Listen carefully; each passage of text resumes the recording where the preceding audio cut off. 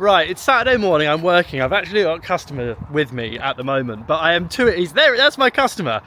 We are both too excited not to share this with you. Do you know I do YouTube? You've watched the videos of my YouTube stuff. He's watched it, he's a follower, subscriber.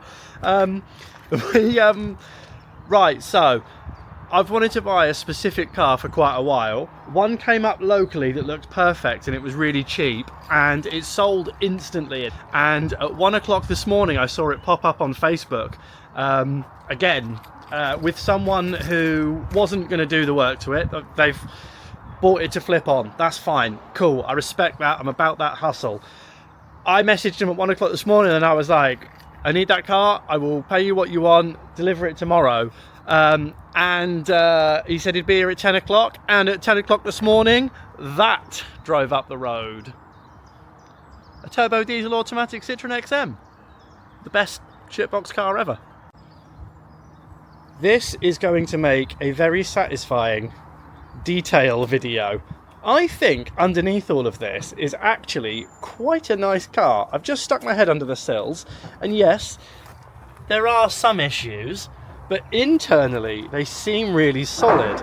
It looks like a really good car that's just been driven to almost death.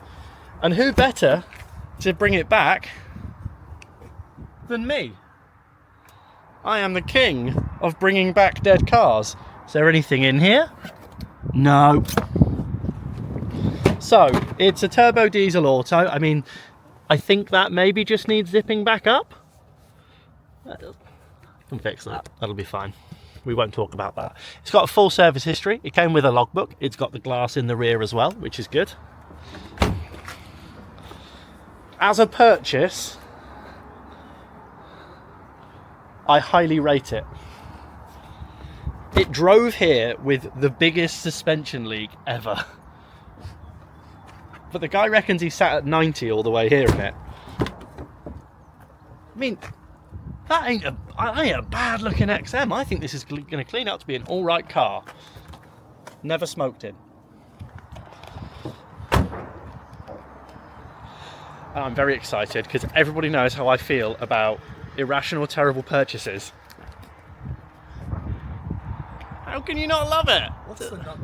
What is there not to love? Rust, leaks. There's a lot not to love about it, but it's well worth it, isn't it? Extra features. Added benefits. There you go. The Citroen XM. Right.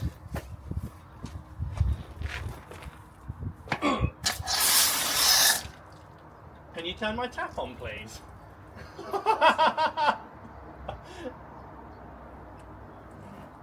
Thanks. Much better. Infinitely.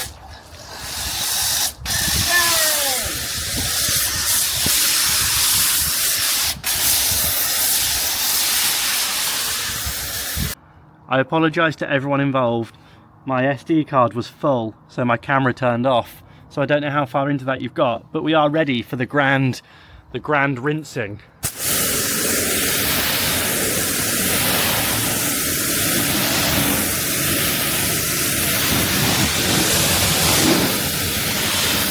Oh, wow.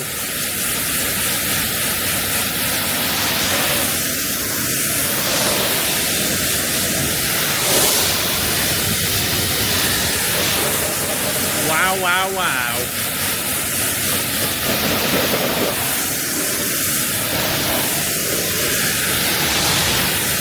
She's a stunner. Oh. Citroen Assist.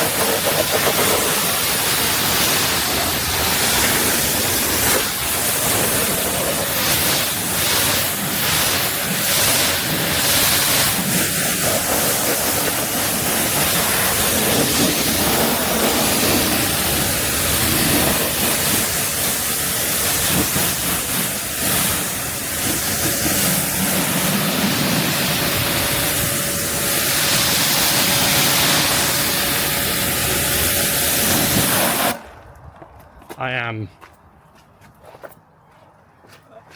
aroused by this. This is incredible.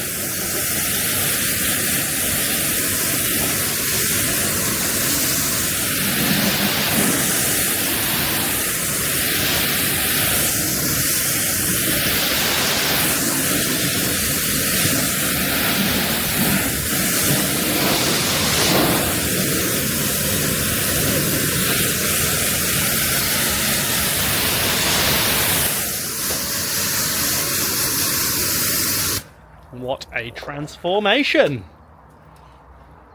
Let's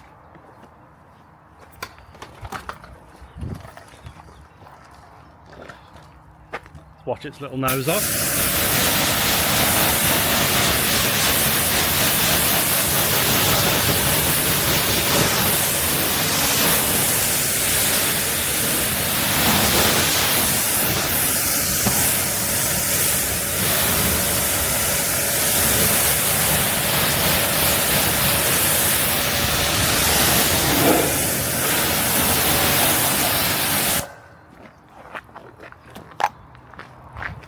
Well, isn't that something?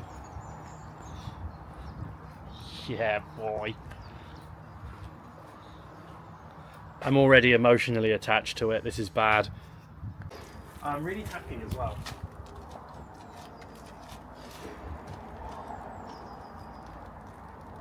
Can't wait to give this another rinse off once it's had a like a proper wash rather than just a snow foam. Yeah. Bearing in mind how good it came up with just a snow foam and a blast. I didn't quite expect it to come up as good as it did, just with the snow foam, but It's a good snow foam though, isn't it? it's very good. It's Auto Smart Snow Foam Pro. That tub's about 45 quid. Yeah. When you compare that to like if you bought other branded stuff, I think it's really good value because it actually works.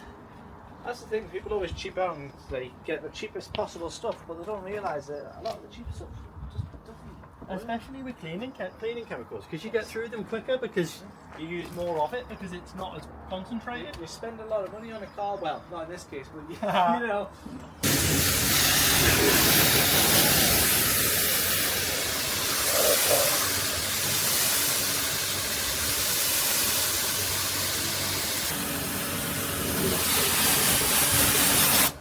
Yes, yes, yes. Do you get it now? Yes. Like matching dealer plates front and rear, all the dealer stickers in the glass. Like What a lovely colour as well. It's really brought the colour out on it. It'll be really easy to paint. Yeah. So, now let's go for another look around.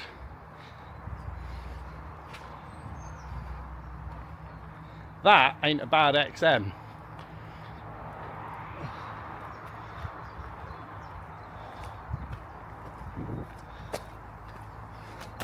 I think I have scored.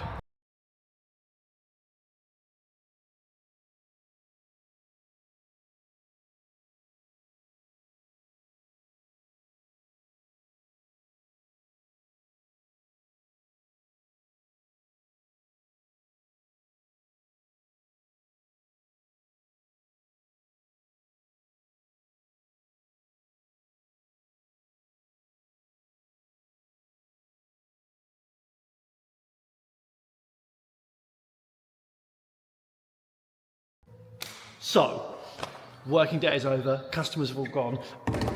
I can play with the XM. That's a Renault 8. So, the best part about buying any shit box is treasure hunting. So far, I found a 50p piece. I've found a really nice screwdriver actually. Hang on, you might as well look at it. Look, there's a 50p piece. There's a really nice screwdriver. In the door pockets and stuff, I found the missing popper. I've just fixed the back seat because the back seat was hanging out of it. That was easy. Now we're going treasure hunting through service history. So, Mars bar. Oh God, remember the Mars bars were 75p? So, when I got this car, the guy just turned up and was like, the deal with this car was I paid him an amount of money and a box of Stella because there was a match on today. And when he turned up, it was literally, there you go, mate. Cheers for me money. Docs and the logbook are on the back seat. And I went, cheers, mate. And that was it. I haven't looked at this, but we're going to look at it together. Handbook. Radio code. Radio guide. Owner's handbook. I can read one of those now I'm an XM owner. Maintenance. 6,000 mile intervals. Well, this might have had a lot of services. Whoa, whoa, whoa, whoa, whoa. Preparation for the road. So, VIN number, Burnhill. Oh, okay. So it was originally registered to it's business. It's business. 30th of the 9th, 1993. What an executive vehicle. Right. 1994 service. 1994 service again at Hidson's in Kent. 1994 service again at Hidson's in Kent. 1995 service at Hidson's in Kent. Again, 1995 service at Hidson's. Again, that's 3 times in a year. Again, Hidson's in Kent. 1996, Hidson's in Kent. Now we've moved to someone else. Paul Clifford Motor Services, 1997. But at this point, it's only done 47,000 miles. So it truly has been serviced to interval until that point. Then, whoever wrote that is antiquated. That is old person handwriting. And if you're old and you're watching this, don't be offended that I've said that old people write like that. I love old people. You just all write like that. 1998 at 54,000 miles, it had the camber was renewed. It had an alternator belt also, and the new tyres were fitted at 56,895. Again in 99 at 59,000 miles. Again in 99 at 65,000 miles. This is a gift that keeps on giving. Again in 2000 at 72, we started to slip here. Again in 2002 at 77, it all goes downhill here again. It had rear brake pads in 2003 at 84. This is all at the same garage. It had new tyres on the front on the 2nd of December 2003, 88,000 miles. It had service and glow plugs, and its 90,000 mile inspection, and it was at 89 to it. So to this point, it's had full service history to 90k in 2003. Then it was serviced again at 93, but we've run out of coupons. Then PD Motors in Peterlee serviced it at 135, then at 141, then at 148, and then at 155. So, pretty extensive. Whoop. Oh, then we've moved across to a dubious. This is a service history. Service oil filter air at 155 on the 19th of November 2020. Whoa, whoa, whoa! Me DIY. Previous owner of this car has really enjoyed working on it. 141, it had an oil filter, fuel filter and air filter. In January 2024, it had the cluster lamps replaced. On March 2024, it had all 7 suspension spheres replaced by Western. I spotted that earlier.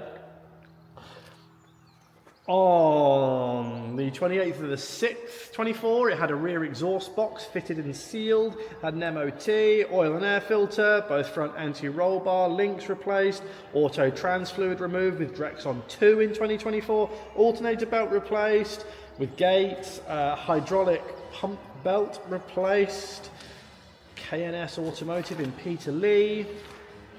And then Western, look at that, someone has spent grand amounts of money on this. So it had centre spheres, rear hydractive, front hydractive, main accumulator, both rears, both fronts.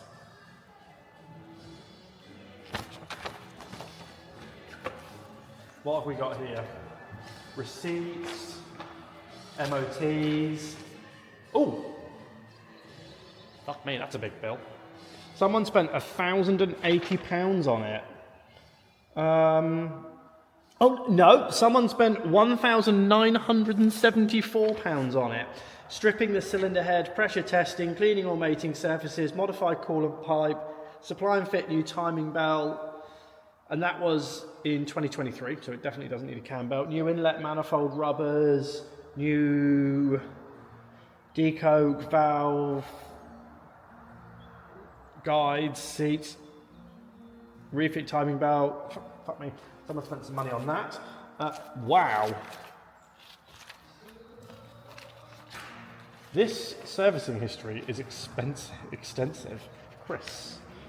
Oh, there's a receipt in there for car mats. Okay. Gems! What's that?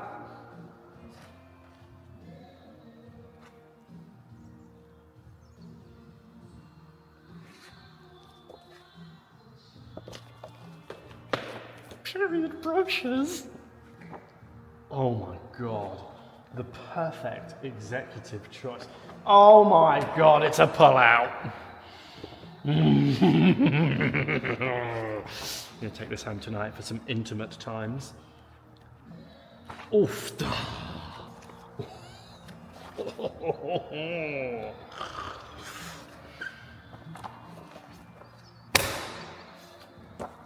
European Car of the Year, 1990. Not surprised.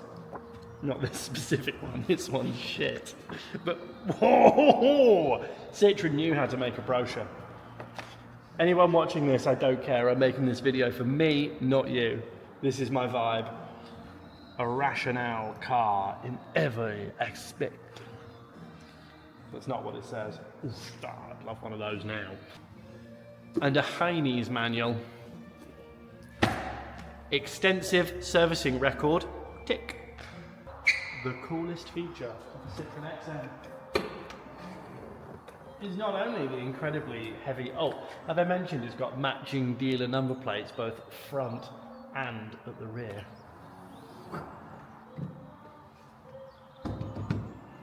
It's got the glass. I don't know what you're meant to do with this glass. Does it open? Yes. Oh, obviously that's broken. Why wouldn't that be broken? Hello! Sunblind. Nothing says luxury like additional glass. Something in the back of that boot smells of... it smells bad. I tell you what though, she's a unit.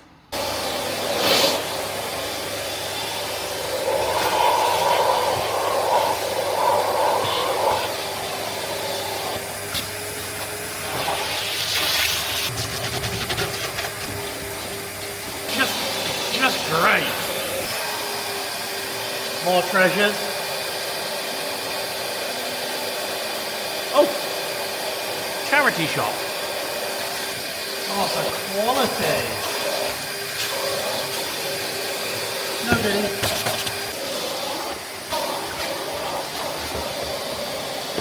Any goodies? Oh, no.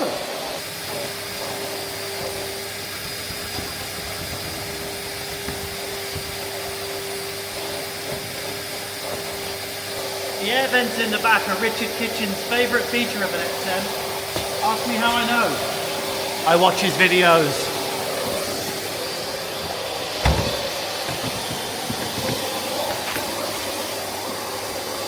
Oh!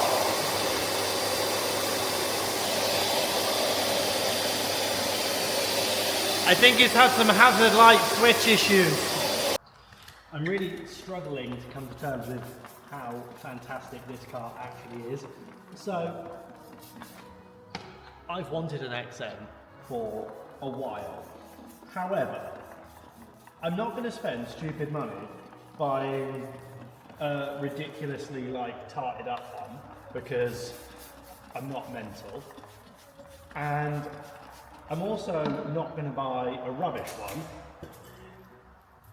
because I'm also not mental. What I wanted was something in the middle. I wanted something that was a little bit rough around the edges, usable. I wanted a diesel, and I kind of wanted an auto to get that real XM vibe. 3 litres are nice, but I personally associate an XM with a big turbo diesel that sounds like a tractor, cruising along the motorway at ridiculous speeds, running on chip fat and meth. So, when this popped up, needing some suspension work, but apparently a very good engine, I was like really excited. Now, on all of the adverts, none of them showed or mentioned quite how bad the bodywork actually is. However, I've got a plan for that. All of the issues, bodywork-wise, apart from a little bit of lacquer on the front bumper, are below, they're from here down. So I'm going to two-tone this bad boy. I'm going to paint the lower half of the car, I think grey. I'm going to two-tone it from here down in a dark grey, and I think that will look really cool. It will be mega 90s, it will be cost effective, and it will mean that I can repair all of the rust below the swage line, because that's where all the cosmetic issues are. It will mean that I can just tidy everything up and make it nice, cost effectively. Look forward to your opinions on that in the comments. If you think that I'm stupid and I shouldn't do that, then please let me know. Because some people might say, well, if you're going to paint it, why not paint it the right colour? Well, I think it would look really good grey. And it is my car, so I'll do what the fuck I want. Second to that, I've got lots of grey paint. There are issues. This car has an extensive hydraulic leak. Not extensive enough that the guy that I bought it off didn't drive it here, but extensive enough that I'm not going to do any more than drive it to the petrol station and back. Which I've already achieved with excellent success. About there. Yeah, I think it's absolutely criminal, the Peugeotification of Citroen, and how they managed to take such a unique, innovative brand that had a true following of customers who wouldn't buy anything else and just throw it away by making dull stuff. And I know that it's a sign of the times, like the 90s were a time where a lot of car manufacturers were heading towards mainstream and they needed market safety and stuff. But, God, they made good cars at that time. Oh, I didn't say that and then immediately rip this off. The quality is amazing.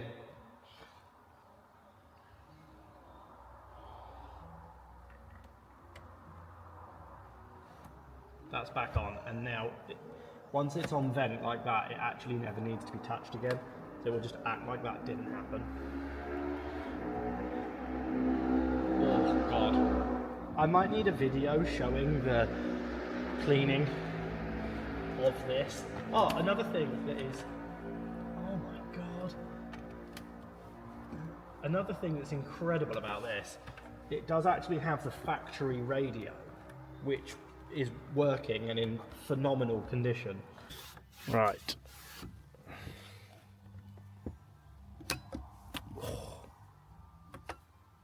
Oh, right. I need to deal with that. I am aware that the lever itself is the issue, and we are just left with the bare bones of the gear lever. However, I'm not sure I ever want to put it in gear, having looked at that. I just don't think that I could live with myself if I didn't at least clean it up before I deal with replacing it. So, yeah, we'll do that. I can't believe, look at the condition of it all. It's ridiculous. I'm not sure, like, if we can comment on the cleanliness of the owner of this car or the previous owner of this car. However, because look at that. Ugh.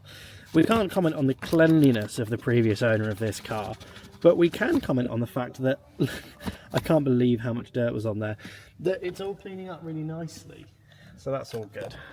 Oof, da. Well, I've reached a point in the day now where, frankly, I need to start looking at getting home. So, let's show you some cool stuff. What? Yeah, I know the front door's open. Oof, da. Yes. You should, well, I mean, you kind of did see this when I initially started on this journey. I'm not gonna lie, it's a bit slow to start, but it may just instantly start now.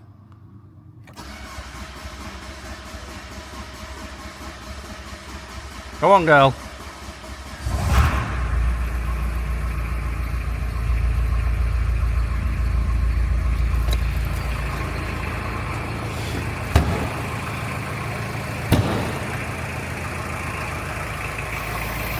It's a bit smoky from there.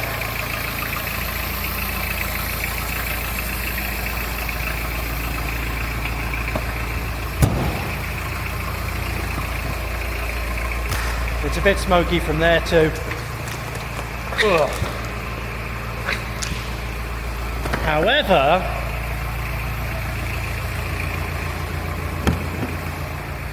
normal suspension.